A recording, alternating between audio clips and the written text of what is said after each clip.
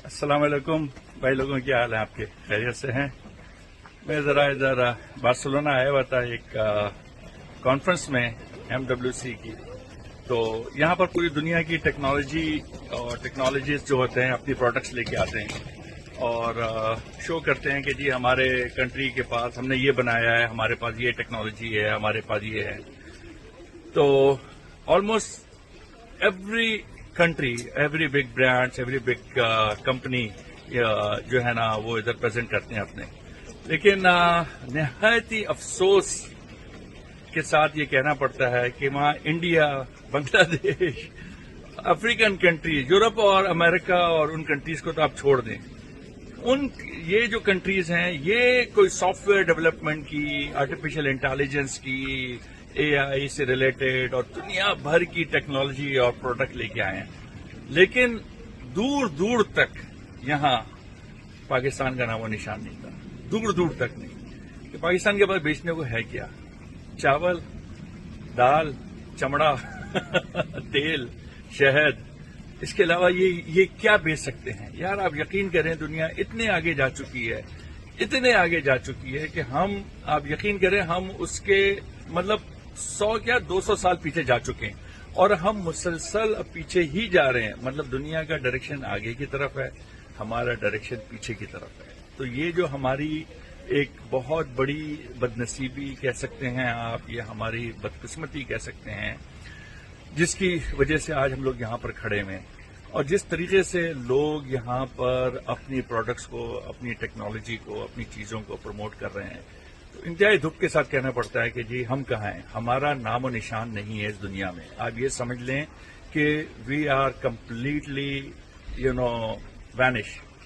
हमारी एग्जिस्टेंस ही टेक्नोलॉजी की दुनिया में या क्या एजुकेशन की दुनिया में खत्म हो चुकी है। क्योंकि वजह क्या है? वजह सिर्फ ये है कि हम पढ़ाई से ज्यादा सियासत में, हम पढ़ाई से ज्यादा अपने मफादात के चक्करों में पड़ चुके हैं।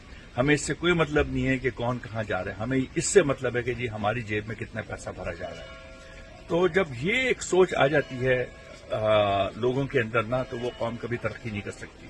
और हम इस काबिल ही नहीं है कि अब हम ये तरक्की कर सकें, क्योंकि हम अब इतने पीछे जा चुके हैं कि अब अगर हम इस रेस में ज्वाइन होना भी चाहेंगे ना तो हम नहीं हो सकते। और जो हालिया इस वक्त जो हालात चल रहे हैं पाकिस्तान के, उसके अंदर तो आप बिल्कुल ही भूल जाएं।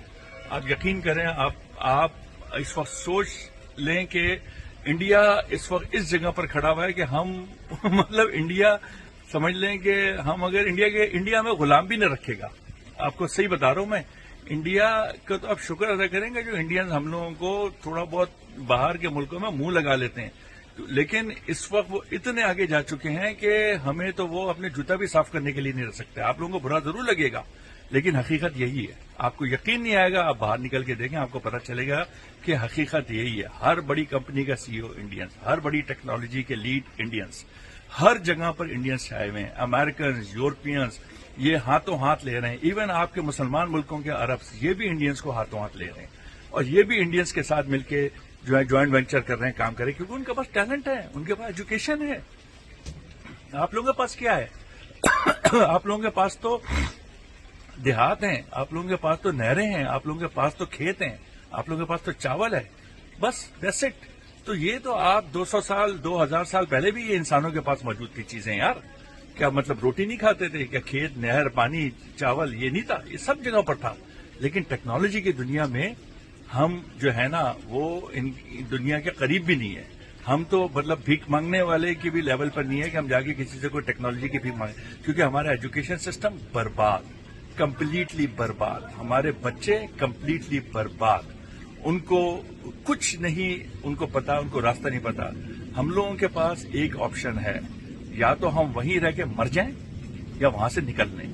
और अगर निकल लेंगे तो शायद आप दुनिया के लोगों के साथ उठे बैठेंगे तो आप कुछ सीख सकेंगे, आप कुछ चीजें देख लेंगे। आप अपनी औलादों की फिक्र करें, उनको जल्द से जल्द पाकिस्तान से बाहर निकालें, क्योंकि वो मुल्क अब तरक्की करने वाला नहीं है। वो मुल्क एक ऐसा मुल्क बन गया है कि जिसका किसी भी वक्त जो है ना उसका जो है ना किया करम हो सकता है, क्योंकि जिस तरीके के हालात चल रहे हैं। खैर मैं इस वक्त पॉलिटिक्स की बात नहीं कर रहा हूं, मैं तो सिर्फ इस वक्त ये बता रहा हूं कि दुनिया में हम कहां खड़े हुए हैं।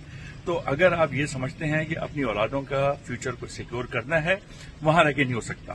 وہاں رہ کے آپ ان کی قبریں تو ضرور کھود سکتے ہیں، آپ ان کو زمین کے نیچے دفنا سکتے ہیں، لیکن آپ ان کے لیے کر کچھ نہیں سکتے. اگر اپنی اولادوں کے لیے کچھ کرنا ہے تو اس ملک سے نکل جائیں، یا دوسرا آپشن یہ ہے کہ جان دیں سسٹم اور نظام کو بدلیں، جو کہ آپ اس قابل نہیں ہیں. کیونکہ دیکھ لیا عمران خان نے کوشش کر کے، باقی لوگوں نے کوشش کر کے دیکھ لیا، کچھ نہیں ہو سکتا. کیونکہ آپ لوگ ایک وہ قوم ہے کہ جو بنی اسرائیل سے بھی بدتر ہیں. فرعون نے بنی اسرائیل کو غلام جس طریقے سے بنا کے رکھا تھا، آپ کے ملک کے فوجیوں نے اس سے زیادہ بدتر طریقے سے آپ لوگوں کو غلام بنا کے رکھا ہے. آپ لوگ کی ذہنیت غلامیت کی ہے، آپ لوگ کی ذہنیت جو ہے نا 2 نمبری والی ہے، تو آپ کبھی ترقی نہیں کر سکتے. لیکن ہاں، اگر آپ سیلفش ہیں، اگر آپ جو ہیں یہ سمجھتے ہیں کہ جی آپ کی نسل، آپ کے بچے آگے کچھ کر سکیں، ان کو وہاں سے نکال دیں، ان کو شپوں میں بٹھائیں، ان کو اس میں بٹھائیں، کشتیوں میں بٹھائیں، ان کو کسی باہر کے ملک میں بھیج دیں. ایون آپ ان کو افریقہ بھی بھیج دیں گے نا، آپ کو صحیح بتا رہا ہوں، وہ پھر بھی جا کے کچھ نہ کچھ سیکھ لیں گے. وہ قوم بھی بہت بہتر ہے. افریقنس اور یہ جو چھوٹے غریب افریقی ممالک ہیں نا، یہ بھی آپ لوگوں سے بہتر ہے. کیونکہ جس طریقے کا نظام، جس طریقے کے سسٹم آپ لوگ وہاں پر چلا رہے ہیں نا، وہ تو جانوروں سے بھی بدتر ہے.